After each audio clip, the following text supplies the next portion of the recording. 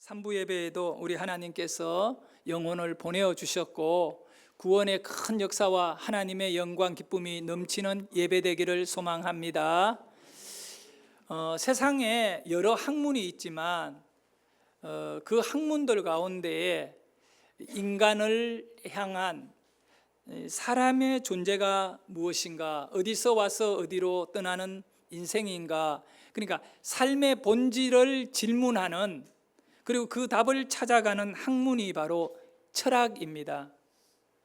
철학은 굉장히 이 높은 수준의 사상과 그리고 또 이성 판단을 요구하는 학문이지요.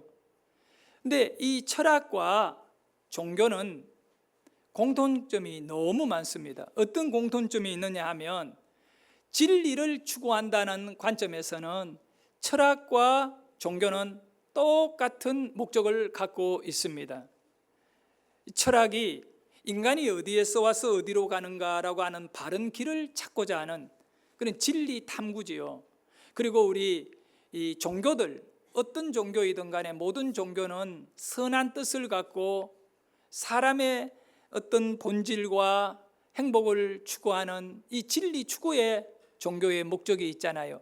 어느 종교가 거짓을 추구하겠습니까?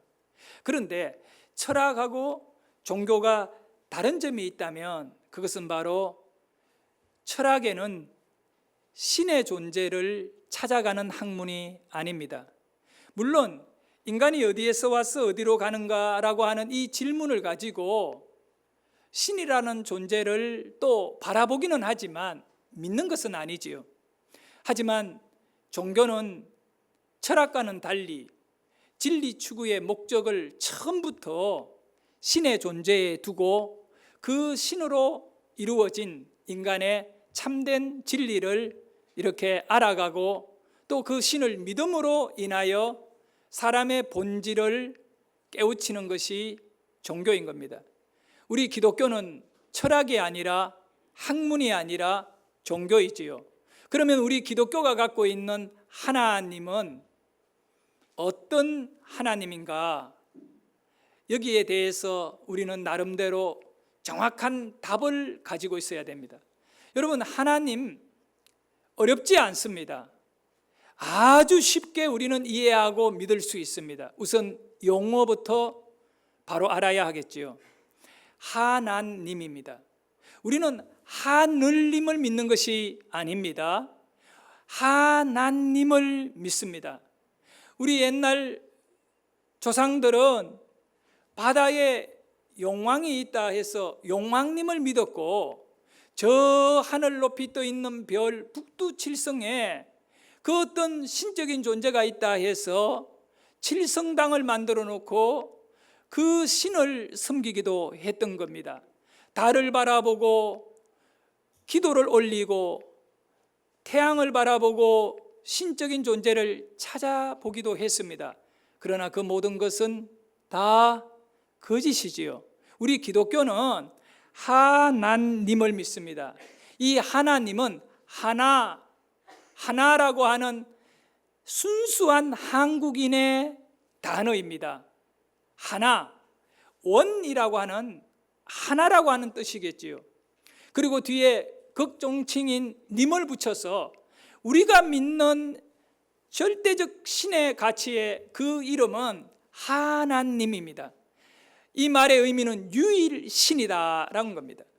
한 분밖에 없는 그분을 우리가 믿는 것이지 신적인 존재가 뭐 또 다른 어떤 그런 존재가 있다는 것은 우리 기독교에서는 우상이고 또 거짓이고 그 불신앙에 빠지는 겁니다. 기독교가 믿는 하나님, 유일한 하나님은 어떻게 우리가 알게 되느냐? 그 하나님은 우리 인간의 삶의 차원에 보여지는 분은 아닙니다. 여러분, 1차원 점, 2차원 면, 3차원 입체, 우리는 지금 3차원에 살고 있거든요.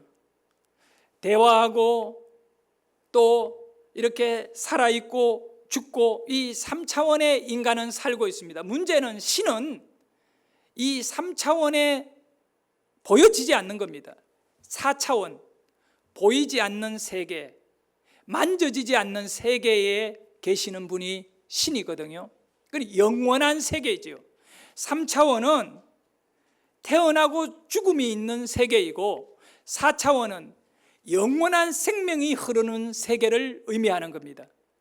그런데 우리 하나님께서는 이 4차원에 계시는데 3차원에 있는 우리 인간이 어떻게 그 하나님을 알 수 있고 그 하나님을 믿을 수 있느냐라고 했을 때 그 답은 성경을 하나님이 우리에게 주셨기 때문에 가능한 겁니다. 여러분, 이 성경은 하나님이 우리에게 주신 말씀입니다. 그러면 이 성경을 통하여 우리가 하나님을 알게 되고 그 하나님을 믿게 되는데, 이 성경의 내용이 뭐냐면 진리거든요. 종교가 추구하는 이 진리가 성경에 들어있는 것이죠. 성경 말씀 전체는 진리의 말씀인데 이 성경은 계시의 말씀입니다. 계시. 그래서 기독교는 계시라고 하는 단어가 많이 사용되어지고 있는 겁니다. 계시는 10개자를 쓰는 겁니다. 4차원을 못 보는 저와 여러분에게 이 영적으로 성경 말씀 진리를 통하여 열어주셔서 계시, 본다 할 때 시자요. 그렇게 해서 하나님을 보게 하고 그 하나님을 믿게 하는 것이 성경의 말씀입니다. 성경 말씀은 크게 3가지를 담고 있습니다. 아주 중요하게 첫째는 하나님이 누구신가, 그것을 성경은 우리에게 계시해 주셨습니다. 창세기를 열면 하나님은 천지 만물을 창조하신 분이다고 말씀합니다.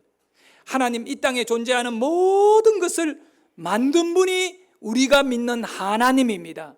그 창조자 하나님을 우리는 믿어야 하는 것이지요. 그리고 그 하나님은 어떤 분이냐 하면 전능하신 분입니다. 그 전능하신 하나님이 창조하신 우주 만물의 모든 것을 움직이고 계십니다. 여러분, 움직이는 것은 모든 것들이 에너지가 소비되게 되어 있습니다. 내가 밥을 먹었기 때문에 걸어 다닐 수 있고 설교할 수 있듯이 에너지가 들어가지 아니하고 사용되어지지 않으면 어떤 것도 움직일 수 없음을 알아야 됩니다. 그런데 우주는 지금 움직이고 있습니다. 우리가 살아가는 이 지구도 1년에 한 번 태양 주위를 공전을 하고 있고 하루에 한 번 이 지구는 밤낮을 바뀌면서 자전을 하고 있거든요. 그러면 이 거대한 우주와 지구가 움직이기 위하여 에너지를 사용한다면 그 에너지 힘은 얼마나 필요하겠습니까? 사람이 만들 수 있겠어요? 저절로 될 수 있겠어요? 아닙니다.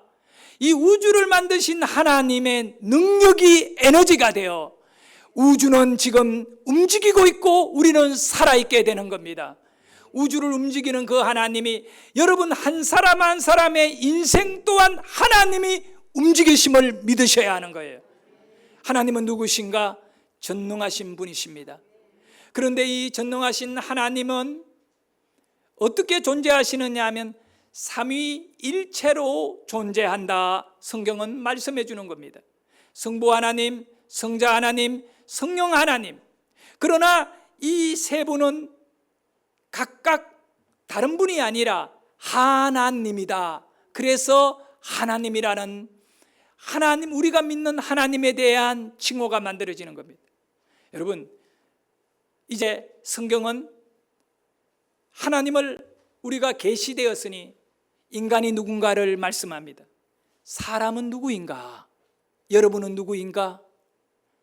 우리 주위에 있는 이분은 누구인가? 사람은 성경에서 우선 피조물이라고 말씀합니다. 하나님이 만들었대요. 부모에게 태어났든 어떻든 간에 사람의 근본은 하나님이 만드신 것입니다. 사람뿐만 아니라 모든 우주에 존재하는 생명체는 하나님이 만드셨습니다.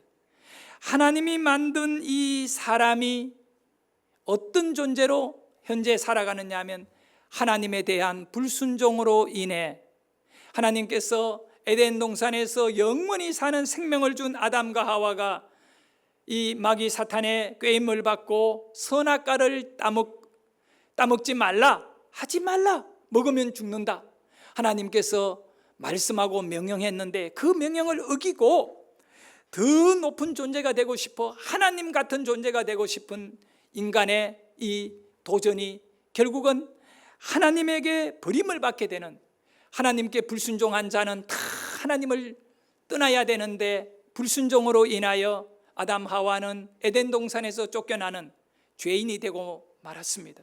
그래서 저도 여러분도 죄인입니다. 목사도 성도도 죄인인 겁니다. 사실은 과거 고대 기독교가 성자들을 중세 기독교가 많이 배출해냈어요. 성 어거스틴, 성 누구누구 성자라.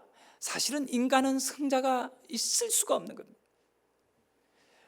우리 인간은 죄인인 겁니다. 그러니까 죄를 정확하게 깨닫는 것이 성경이 원하는 바인 것입니다. 그러므로 여러분 스스로가 자기가 죄인임을 깨달아질 때 그것은 지식으로 깨닫는 것도 아니고 그것은 철저하게 성령님이 여러분에게 오셔서 여러분으로 하여금 자신을 깨닫고 알게 해주신 은혜인 줄 믿으시기를 바랍니다.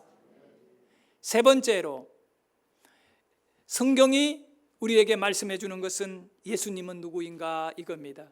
죄인인 저와 여러분을 구원하시기 위하여 하나님은 성자 예수를 우리에게 보내어 주셨습니다. 그는 거룩한 하나님이십니다. 하나님입니다. 그런데 성부 하나님, 성자 하나님이십니다. 그분이 이 땅에 오셔서 죄가 없는 그 예수님 하나님께서 우리의 죄를 짊어지시고 십자가에 죽어 주심으로 인하여 우리 죄를 전부 다 예수님이 짊어지신 거예요. 그리고는 그 죽음을 통하여 죄는 죽음을 가지고 마무리 짓거든요. 그런데 저와 여러분의 원죄, 자범죄, 모든 죄를 예수님이 십자가에 짊어지시고 죽어주심으로 우리를 구원하는 길을 열어주셨습니다. 그것을 성경에서 담고 있다는 겁니다. 그런데 어떻게 예수님이 죽었는데 부활을 하셨느냐라고 했을 때 삼위일체 하나님을 우리는 믿기 때문에 삼위일체인 것입니다.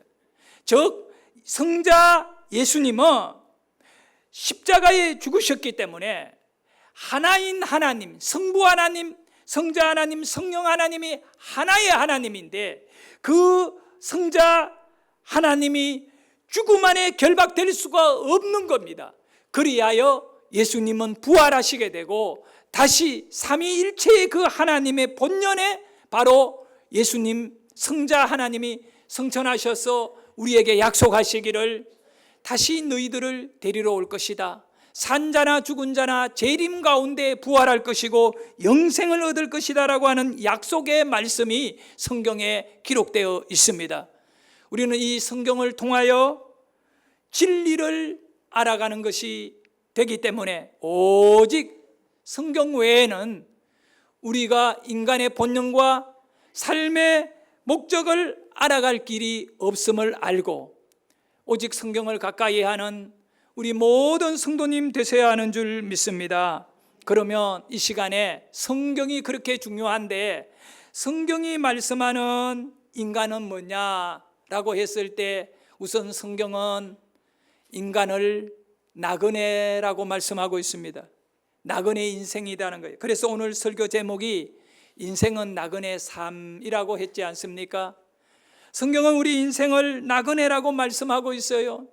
족장이었던 야곱이 가나안 땅에서 식량을 구하지 못하여 애굽 땅에 요셉이 총리로 있을 때에 온 가족들을 데리고 애굽으로 내려갑니다. 총리 요셉이 야곱의 아들이거든요. 그러니까 애굽의 바로 왕이 저 가나안 땅에서 내려온 요셉의 아버지와 그 형제들을 그 애굽 궁에다가 불러놓고 이제 처음 만남을 가집니다. 그때 야곱이 130살이었어요. 바로 왕에게 엎드려 인사를 올리며 뭐라고 했느냐 하면 창세기 47장 9절에 보면 야곱이 바로 왕에게 내 나그네 길의 세월이 130년입니다 라고 합니다. 오래오래 살아도 역시나 인생은 나그네였던 것이요, 나그네 인생이라고 고백합니다. 이렇게 파란만장한 긴 세월을 살은 다음에 인생의 답을 내기를 나그네입니다 라고 고백하는 것입니다. 여러분, 빨리 진리를 깨닫는 만큼 인생을 알차게 살 수 있듯이 여러분은 지금 이 사실을 진리로 받아들일 수 있기를 바랍니다.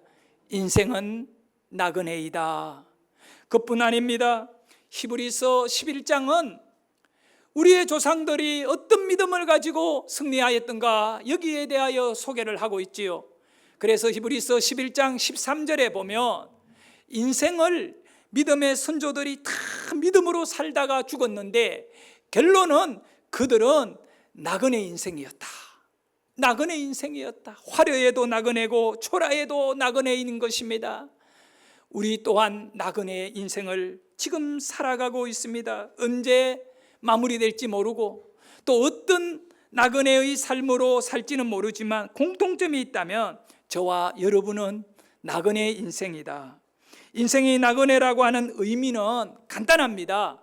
나그네는 잠시 살다 떠나는 곳을 말합니다. 지나가는 인생을 말하는 거죠. 인생은 영원하지 않습니다.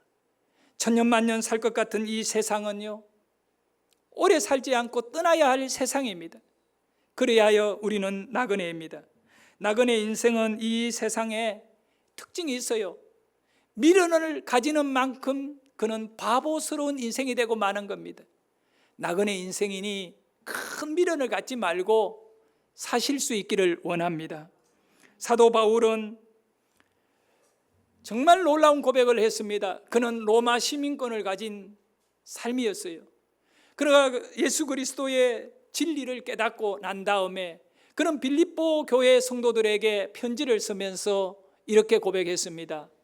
우리의 시민권은 이 땅에 있지 아니하고 하늘에 있다. 여러분, 시민권이 뭡니까? 소속이거든요. 자기가 어디에 속해 있는가 이것입니다. 여러분은 대한민국 국적을 갖고 대한민국 시민권을 갖고 살아갑니다. 근데 바울은 자기 인생의 시민권은 이 땅에 있지 않다는 겁니다. 최고 화려한 그 당시에 로마의 시민권을 가졌는데 그거는 나그네다. 나그네다. 나의 진정한 소속은 하늘에 있다. 이런 고백을 아끼지 않았던 바울이었습니다. 이 땅은 저와 여러분이 잠시 살다 떠나는 곳인데 우리 하나님께서 바로 나그네 인생에 살아가는 이 땅에 은혜를 주셔서 우리가 먹을 것도 있고 입을 것도 있고 잠잘 것도 있고 이런 귀한 것들이 주어졌을 뿐입니다. 그러나 그 먹을 것이 영원한 것이 아니고 그 잠잘 침대가 영원히 나의 침대가 아닙니다.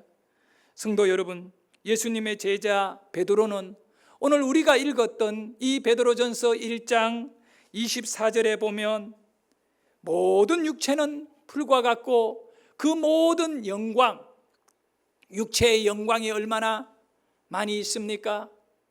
네, 20대의 젊은이들 얼굴이 정말 조각같이 아름답고요, 비너스같이 아름다운 그런 인생들. 그러나 그 인생은 꽃과 같이 보이지만 그 꽃이 풀의 꽃이다. 그 영광은 풀의 꽃이다. 이런 고백을 하고 있습니다. 풀은 마르고 시듭니다. 꽃 또한 시들어 떨어집니다.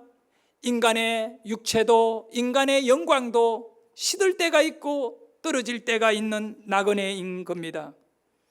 풀은요, 따뜻한 봄이 되면 온 땅에 솟아 올라와서 파란색을 드러내면서 여름이 되면 꽃을 피우고 화려하게 살아 있습니다. 그러나 그 아름다운 풀의 꽃도 찬바람이 불게 되면, 가을이 다가오면 시들시들 메말라 떨어지게 되는 것입니다. 겨울이 되면 온데간데 없이 꽃도 풀도 사라지고 마는 겁니다. 우리 인생은 찬바람이 부는 계절이 우리에게 있다는 것이지요. 젊을 때 화려하지만 노인이 되고 이제 죽음을 앞두게 되면 점점 쪼그라들고 비참한 육체의 모습을 드러내며 죽는 날을 손꼽아 기다리는 우리 인생의 본연의 모습을 우리는 외면하지 말아야 합니다. 인생이 불과 같은 존재이기에 소망이 없는 허무한 존재일까요? 우리 인생이 허무한 존재일까요? 그렇습니다. 우리 인생은 허무한 존재입니다. 단 예수를 믿기 전에는 모든 사람이 허무한 존재인 겁니다. 하지만 예수를 믿게 되면, 성경을 통하여 하나님을 알게 되면 그는 불의 인생, 허무한 존재로 살지 않습니다. 하나님께서 죄인을 구원하시기 위하여 독생자 예수 그리스도를 우리에게 보내어 주셨습니다.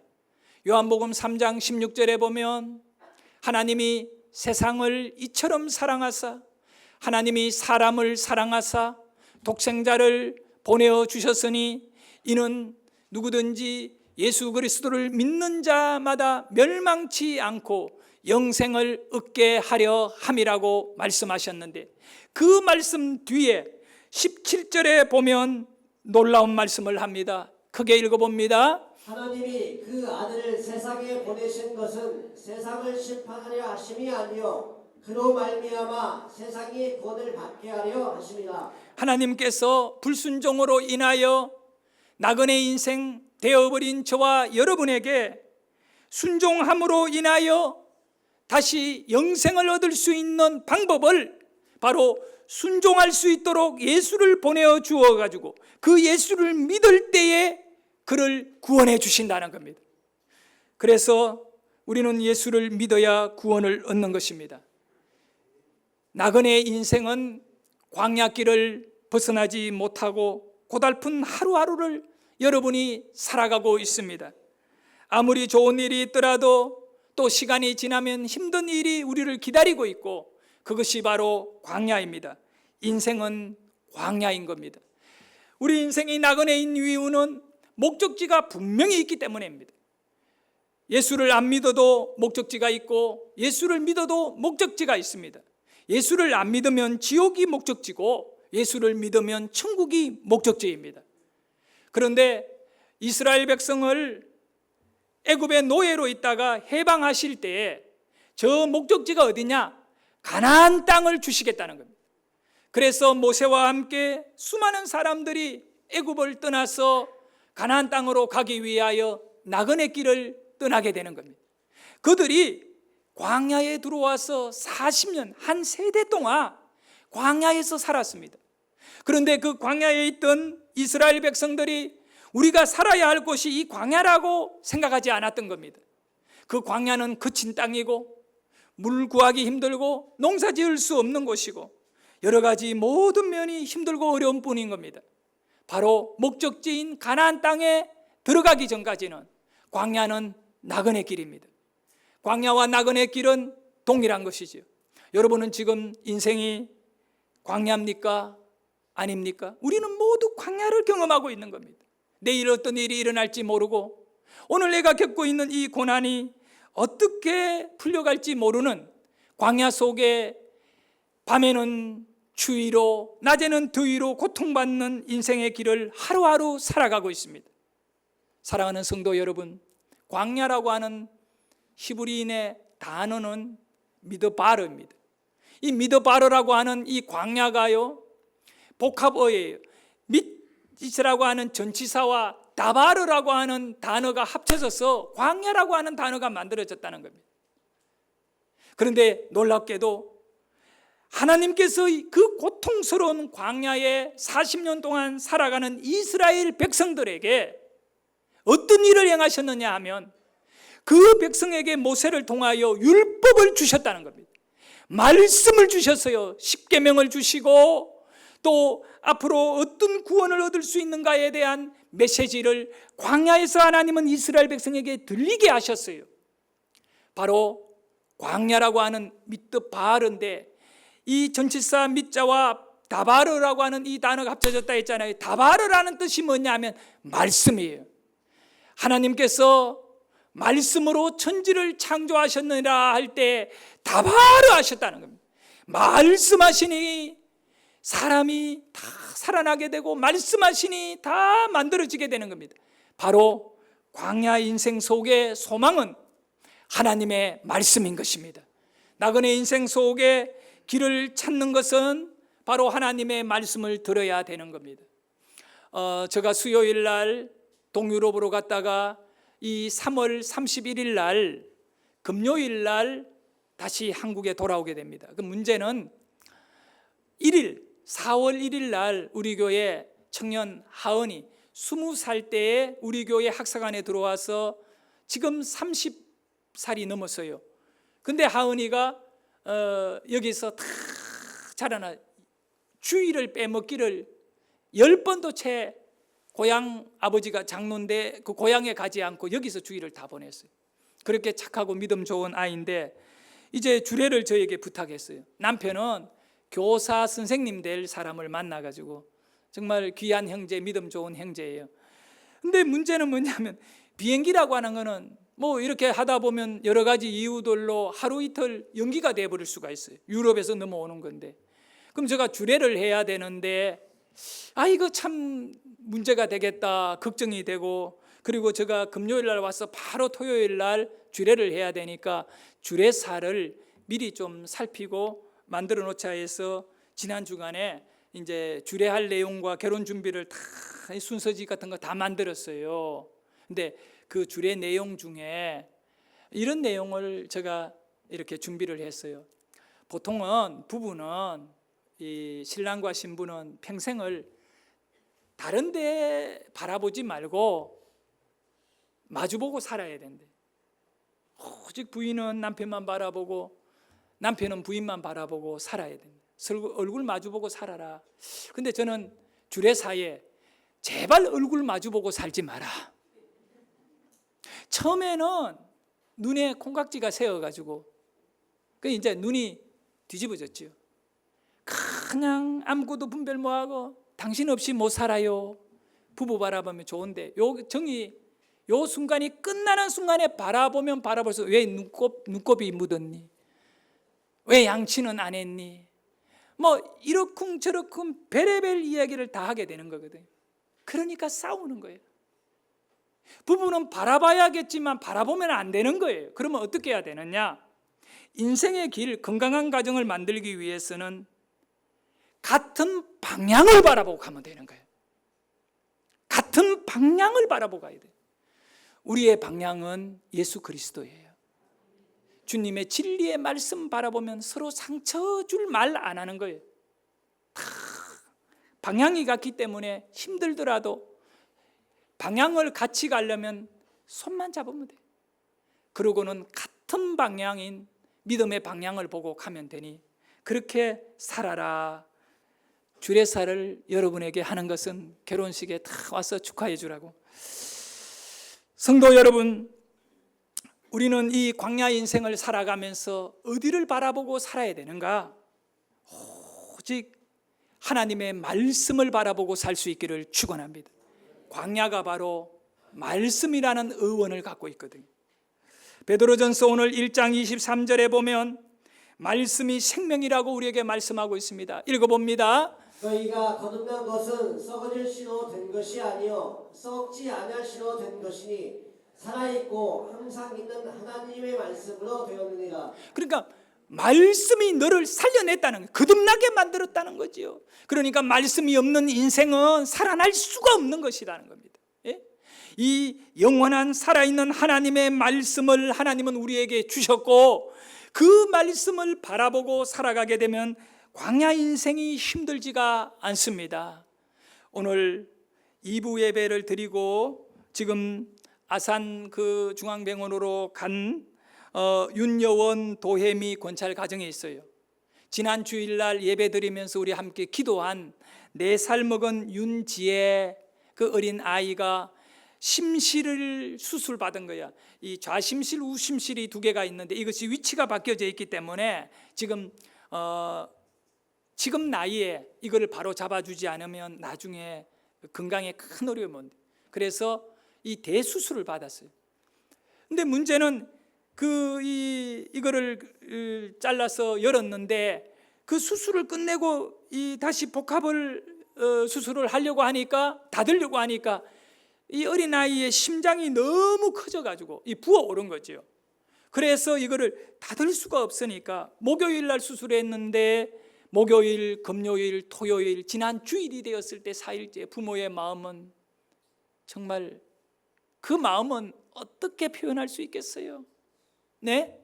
이걸 열어놓고 그 중환자실에서 잠을 계속 재우고 이 부모의 마음이 어떻겠어요? 그러니 기도해달라 해서 지난 주일날 우리가 함께 기도했습니다. 그리고 월요일날 기적같이 부기가 빠져서 봉합수술을 했습니다. 그리고 중환자실에서 아이를 화요일날 깨워가지고 지금까지 중환자실에서 머물렀는데, 어저께 전화가 와서 오늘 일반 병동으로 옮겨라고 해가지고 지금 일반 병동으로 옮기려고 2부 예배 드리고 병원으로 갔습니다. 우리의 기도가 광야의 인생에 위로가 되고 힘이 되는 것은 우리가 믿는 하나님을 찾고 구할 때 일어나는 일입니다. 지난 화요일 날이었어요. 화요일 새벽에 설교 예배 인도하고 앞자리에 앉아가 기도하고 있는데 누가 나의 어깨를 툭 치는 거야. 아주 약하게 치는 것도 아니고 그냥 툭 치길래 나는 기도에 깊이 빠져가지고 하나님하고 있는데 갑자기 툭 치기에 하나님이 나를 치는 줄 알고 그게 기절할 뻔했어요. 얼마나 놀랐는지.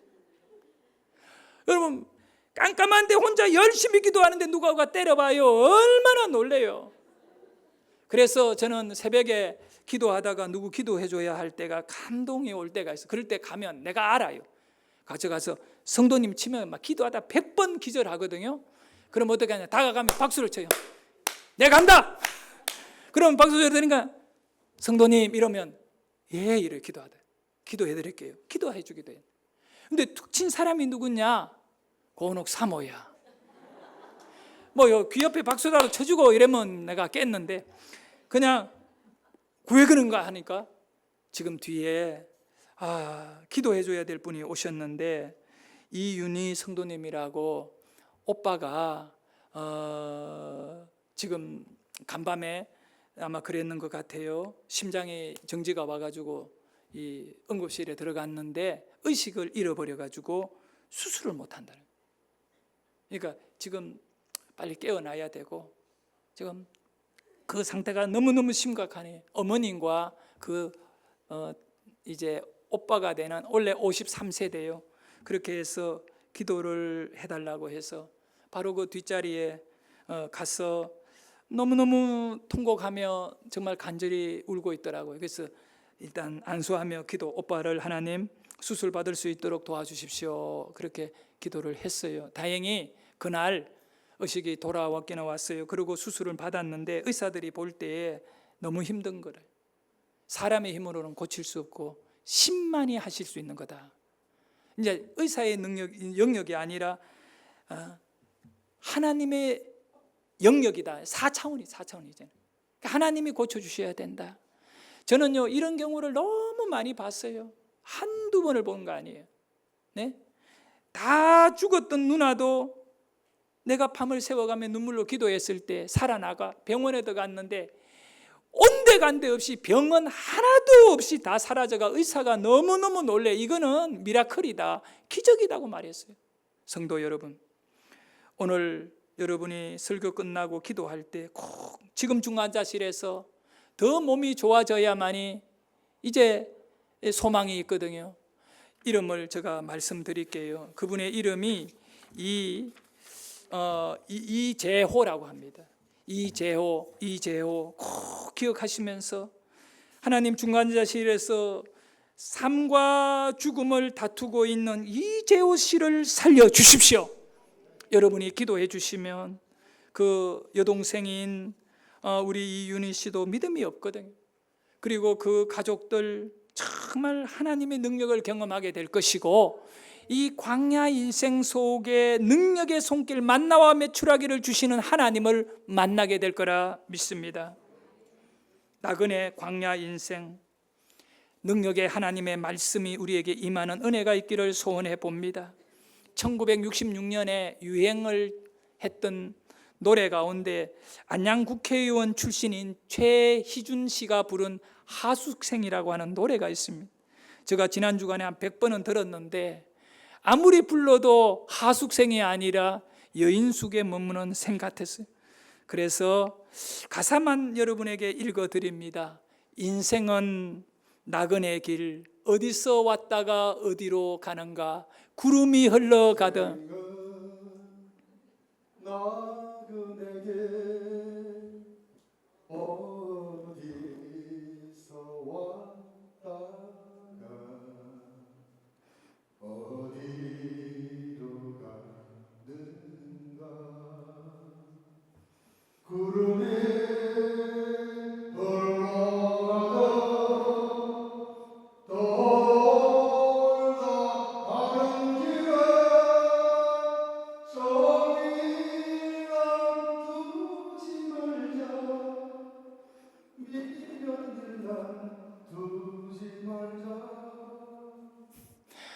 여러분, 이 세상에 정들려고 하지 마십시오. 사람에게, 물질에게, 명예와 권력에게 정들려고 하지 말고 미련두려고 하지 말고 우리가 바라보는 소망의 나라, 하나님의 나라, 말씀 바라보고 사시기를 축원합니다. 성경은 우리에게 말씀합니다. 야고보 4장 14절에 인생은 뭐냐? 안개다라고 말합니다. 안개는요, 해가 돋아나면 자욱 까인 안개가 자기가 세상을 다 장악한 것 같이 보이지만 햇빛이 비치면 온데간데 없이 사라지는 거예요. 또 인생은 뭐냐? 시편에 보면 연기라고 말합니다. 연기의 특징이 있어요. 언제 소멸하느냐? 연기같이 소멸하며, 연기는 소멸하는 거예요. 인생도 소멸하는 거죠. 연기는요, 불이 탈 때에는 연기가 부슬부슬 올라와요. 그러나 불이 꺼지는 순간에 연기는 사라지는 거예요. 불이 없는데 연기가 존재하지 않듯이 우리가 지금 살아있으니까 내가 뭐 대단한 것 같이 느껴지지만 나의 생명이 끝나는 그 순간에 나는 사라진다는 걸 알아야 돼요. 인생은 안개이고 연기입니다.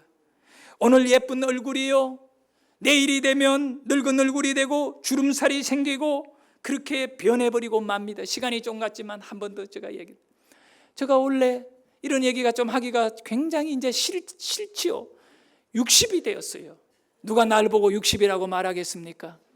네. 그런데 가만히 생각해 보니까 10년이 얼마나 빨리 지나가는지 몰라요. 10년이 지나면 내가 70이 돼요. 어르신네들 죄송합니다. 70에 뭘 할 겁니까? 그렇게 가만히 보니까 정말 이거 이제 얼마 남지 않았구나. 찬바람이 곧 불겠구나. 여러분, 지금 담임 목사가 되어가지고 설교도 하고 화려하게 보일지 모르지만 불의 꽃이에요. 이 담임 목사 자리도 언젠간 시들어지고 쫓겨나야 돼요. 너무 늙어가 목회하며 성도들이 저 할배는 언제 떠나나, 그렇게 생각을 하고 있는 거예요. 지난 주간에 주일날 우리 동기 목사님 아버님이 돌아가셔서 예배 마치고 우리 유 목사님하고 저하고 같이 저 청주에 내려갔다가 늦게 올라왔는데 100살이 넘은 분이에요. 100살까지 사셨어요. 오래 살지요. 요즘은 100살은 기본이에요. 저도 한 100살은 넘길 것 같은데, 근데 여러분, 너무 오래 살면 안 돼요. 왜냐하면 정손자의 손자까지 있거든요.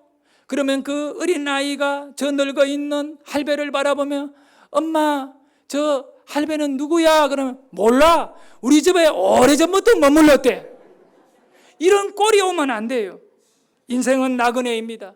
광야 인생을 살아가며 떠날 때 깨끗하게 떠나는 것이 인생이 되어야 되는데, 그러면 우리 인생은 뭐냐라고 할 때 하나님께서 말씀해요. 예수님이 누가복음 12장에 어리석은 부자를 비유로 하면 그렇게 살지 말래요. 어리석은 부자는 재산을 많이 가지고 자기는 내 영혼아 내가 평안히 쉬고 먹고 마시고 놀자고 말했는데, 우리 예수님이 비유 속에 어리석은 자여 오늘 밤에 너의 영혼을 취하면 네가 가진 것이 누구 것이 되겠느냐라고 말합니다. 여러분, 우리는 어떤 것 하나도 가지고 떠날 수 없는 인생입니다. 나그네입니다. 나그네입니다. 옛날에 임금들이 죽을 때 권력과 명예와 다 가졌기 때문에 살아있는 여자를 무덤 속에 넣기도 했고 쓰고 있던 금관을 거기다 넣기도 했는데, 천년이 지나 무덤을 파보니까 하나도 못 갖고 가고 육체는 썩어버리고 금덩거리 뭐 이런 보물들만 남아있는 거는 가지고 가라고 넣어놨는데 하나도 못 가지고 간 겁니다. 이것이 진리인 겁니다. 우리가 이 땅의 것을 소망 가지지 말고, 한 번 죽는 것은 사람에게 정한 것이고 그 죽음 뒤에는 심판이 있는데, 이 심판을 통과할 만한 것은 믿음밖에 없음을 아시기를 바랍니다. 그래서 오늘 베드로전서 1장 25절의 결론의 말씀은 오직 주의 말씀은 세세토록 있다 하였으니 너희에게 전한 복음이 곧 이 말씀이니라.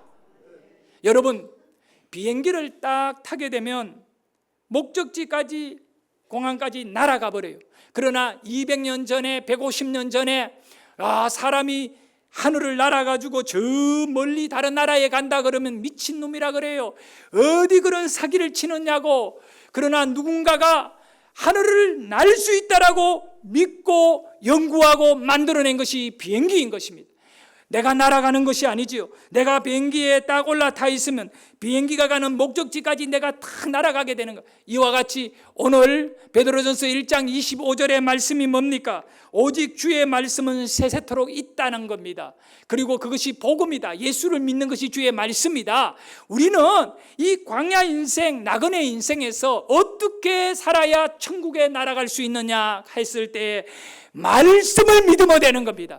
내가 말씀에 붙잡히고 말씀을 믿는 것이 붙잡히는 것이고, 말씀을 믿는 것이 말씀에 올라타는 것인데, 말씀에 올라타면 이 말씀은 능력이고 영원한 생명이기 때문에 이 말씀이 우리를 죽은 이후에도 천국에 우리를 데려다 주는 줄 믿으시기를 바랍니다. 할렐루야.